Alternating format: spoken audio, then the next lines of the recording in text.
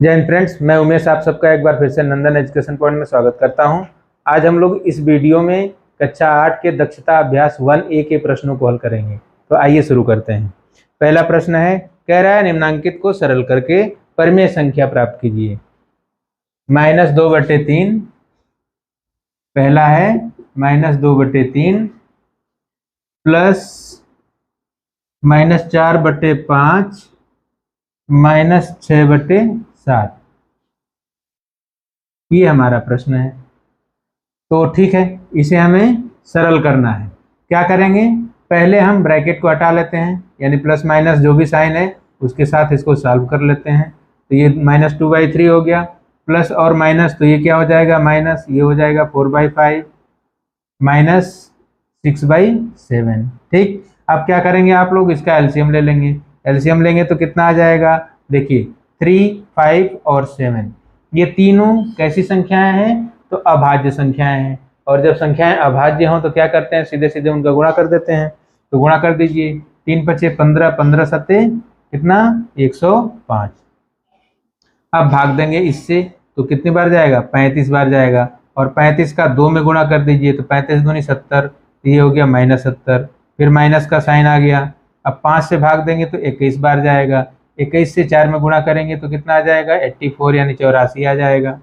अब फिर इसमें 7 से भाग देंगे तो ये 15 बार जाएगा। और 15 का 6 में गुणा करेंगे तो ये हो जाएगा 90, और चिन्ह इसका आएगा माइनस। ठीक, तो ये देखिए, अब ये -70, -84 और -90 तीनों माइनस हैं, तीनों का समान चिन्ह है, तो तीनों क्या हो जाएंगे, जुड़ जाएंगे, चिन्ह इनका यही रहेगा। तो इसका मान हमको क्या मिल जाएगा, अब जोड़ दीजिए, 90 और 84 हो गया 174, और 174 में आपने 70 जोड़ दिया तो हो गया 144, तो सॉरी 244। और इसका चिन्ह क्या रहेगा, तो चिन्ह रहेगा माइनस, और बटे में कितना आ गया, 105। ये हमारा पहले भाग का पहला प्रश्न, यानी इसका सरल करने पर हमको उत्तर क्या मिल गया, -244/105। दूसरा भाग देखते हैं। दूसरा भाग कह रहा है कि 2/-3 प्लस 1/4, और इसका जो योगफल आ जाए उसमें 2 से भाग करना है। तो पहले तो हम योगफल निकाल लें। अब यहाँ देखिए, पहला है माइनस, तो इसे हम लिख देंगे -2/3, और ये प्लस है तो प्लस लिख देंगे 1/4। ठीक है, और ये भाग है तो इसको हम चाहें तो गुणा में करके 1/2 लिख सकते हैं। ठीक है, अब इनका एलसीएम लेकर के इसको हल कर लें। तो इसको जब हल करेंगे एलसीएम लेकर के, तो 4 और 3 का एलसीएम क्या आ जाएगा, 12।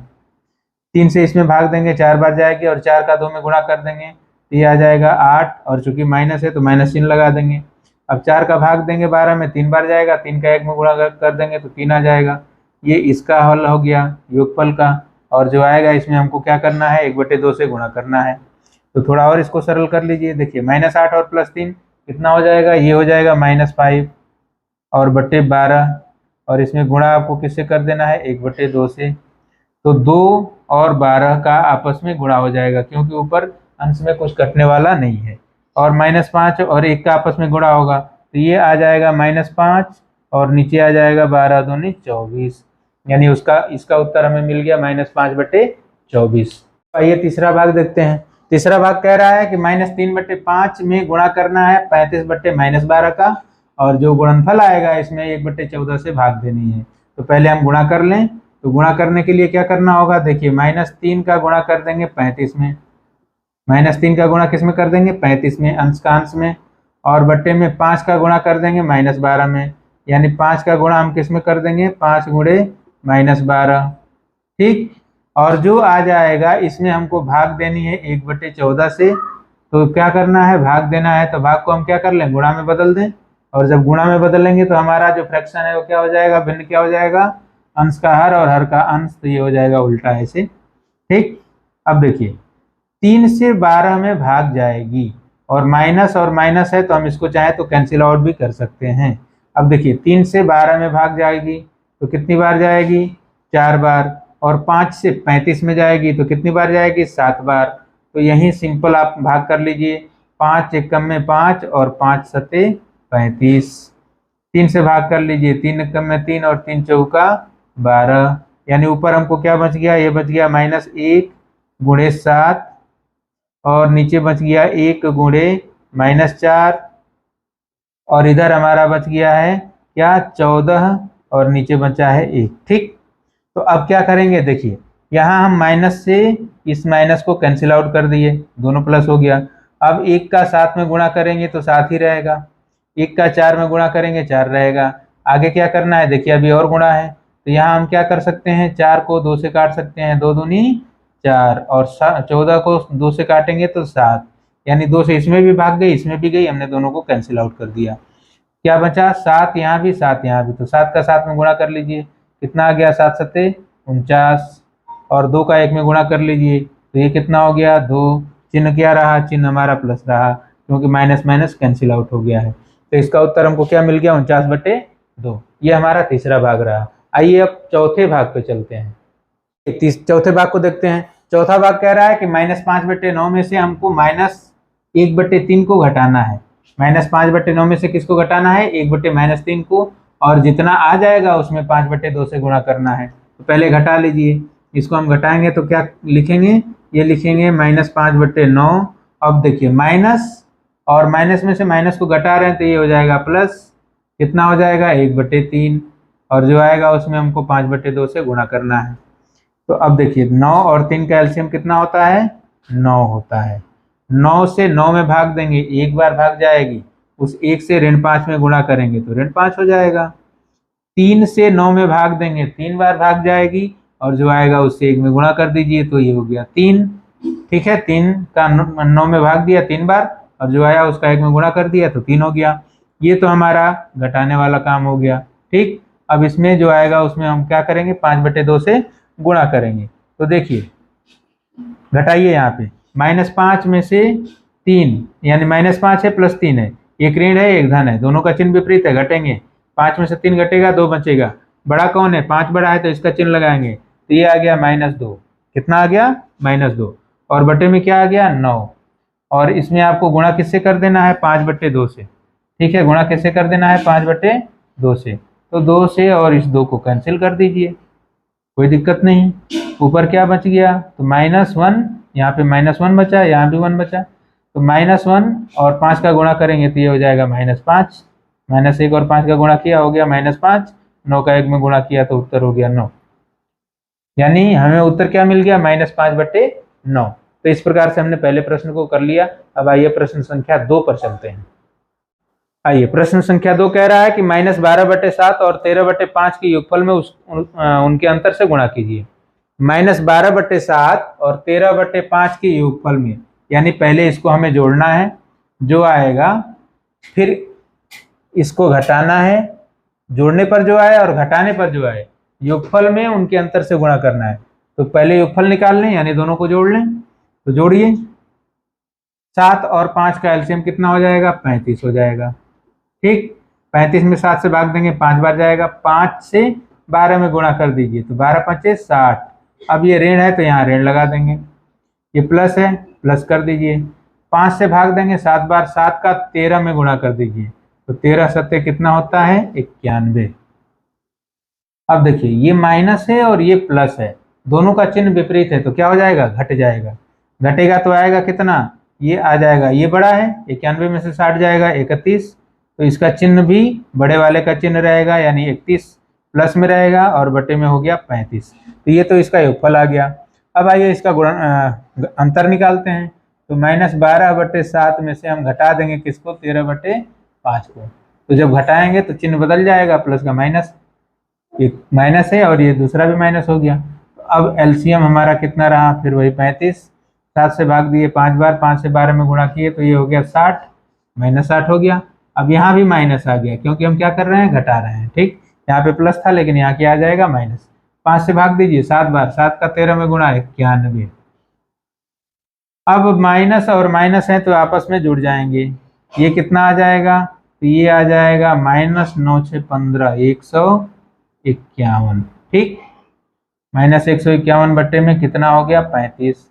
अब ये क्या रहा है, कह रहा है कि योगफल में उसके अंतर का गुणा करना है। तो ये हमारा क्या आ गया, यहाँ पे आया, हमको मिला योगफल, ये मिला हमको योगफल, और ये मिला इधर हमको अंतर।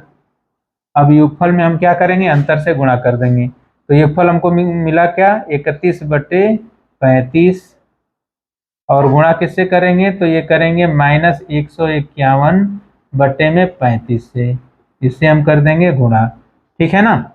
तो इससे आपका गुणा करने पर क्या आ जाएगा, तो गुणा कर लीजिए। देखिए 31 का प्लस है और ये माइनस है, गुणा करने पर माइनस हो जाएगा।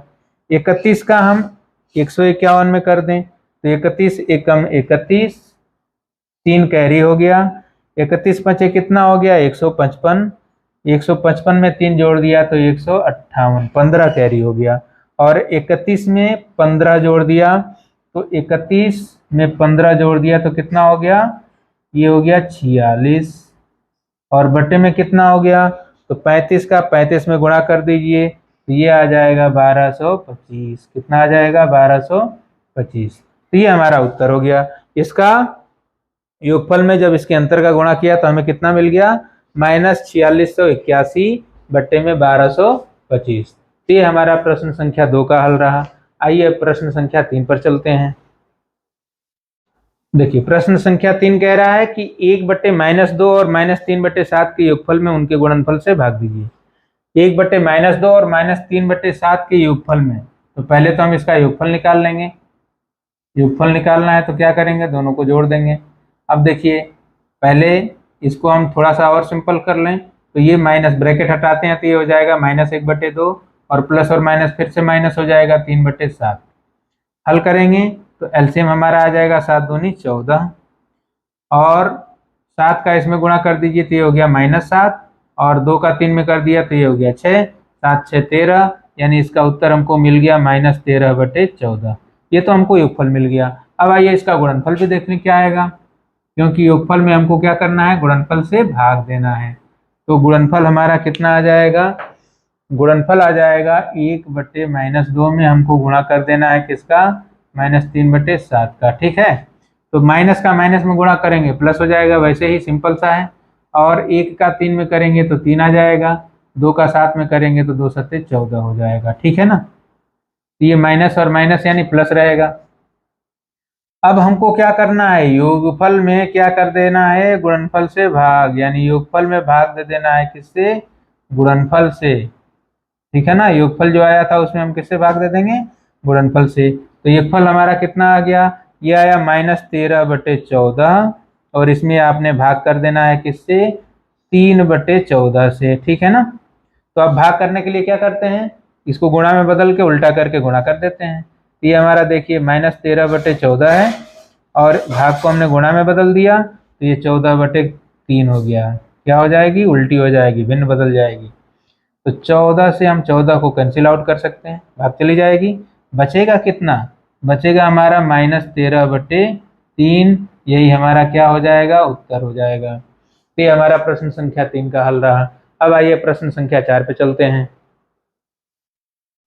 हाँ, प्रश्न संख्या 4 कह रहा है अपनी अभ्यास पुस्तिका में निम्नांकित कथनों के आगे सत्य असत्य अंकित कीजिए। पहला भाग क्या कह रहा है, पहला कह रहा है कि 1/a का गुणात्मक प्रतिलोम, इसका क्या कह रहा है, गुणात्मक प्रतिलोम। तो 1/a का गुणात्मक प्रतिलोम क्या होगा, a होगा। कह रहा है कि इसका गुणात्मक प्रतिलोम जो है क्या है, a है। ये सत्य है, गुणात्मक प्रतिलोम a है। ठीक, और ये तभी संभव है जब a का मान शून्य नहीं है, शून्य रहेगा तो ये सही नहीं रहेगा। तो ये हमारा कथन क्या हो गया, सत्य हो गया। पहला कथन क्या हो गया, सत्य हो गया। दूसरा कह रहा है ऋणात्मक परिमेय संख्या का योगात्मक प्रतिलोम। दूसरा भाग कह रहा है कि ऋणात्मक परिमेय संख्या का योगात्मक प्रतिलोम धनात्मक परिमेय संख्या नहीं होता। तो ये गलत कह रहा है। ये ऋणात्मक परिमेय संख्या, जैसे मान लीजिए हमारे पास -5 है तो इसका योगात्मक प्रतिलोम क्या आएगा, इसका योगात्मक प्रतिलोम आ जाएगा +5। -5 का योगात्मक प्रतिलोम +5, यानी अगर ऋणात्मक कोई संख्या है तो उसका योगात्मक प्रतिलोम धनात्मक होता है। ठीक है ना, तो ये कह रहा है कि ऋणात्मक परिमेय संख्या का योगात्मक प्रतिलोम धनात्मक परिमेय संख्या नहीं होता, यानी ये असत्य है। क्या है, असत्य है। तीसरा भाग इसका क्या कह रहा है, तीसरा कह रहा है कि 1 को 0 से भाग देना संभव नहीं। बिल्कुल सही कहा, 1 को 0 से भाग देना संभव नहीं, यानी किसी भी संख्या को 0 से भाग देना संभव नहीं है। तो ये सही कह रहा है। तो ये कथन आपका क्या हो जाएगा, तीसरा वाला सही हो जाएगा। चौथे वाले पे आ जाइए। चौथा क्या कह रहा है, कह रहा है 0 किसी परिमेय संख्या का गुणात्मक प्रतिलोम नहीं है। शून्य किसी भी परिमेय संख्या का गुणात्मक प्रतिलोम नहीं है। तो गुणात्मक प्रतिलोम क्या होता है, यानी किसी संख्या में हम उस संख्या से गुणा करें और गुणा करने पर 1 आ जाए तो उसे कहेंगे गुणात्मक प्रतिलोम। शून्य से अगर हम किसी संख्या में गुणा करेंगे तो उत्तर क्या आएगा, शून्य आएगा। 1 आना संभव नहीं है, तो इसलिए ये भी इसका कथन क्या हो गया, सत्य हो गया। क्यों, क्योंकि ये कह रहा है गुणात्मक प्रतिलोम शून्य किसी भी परिमेय संख्या का गुणात्मक प्रतिलोम नहीं है। तो इस प्रकार से हमारी एक्सरसाइज पूर्ण होती है। मिलते हैं आपसे अगले वीडियो में। धन्यवाद।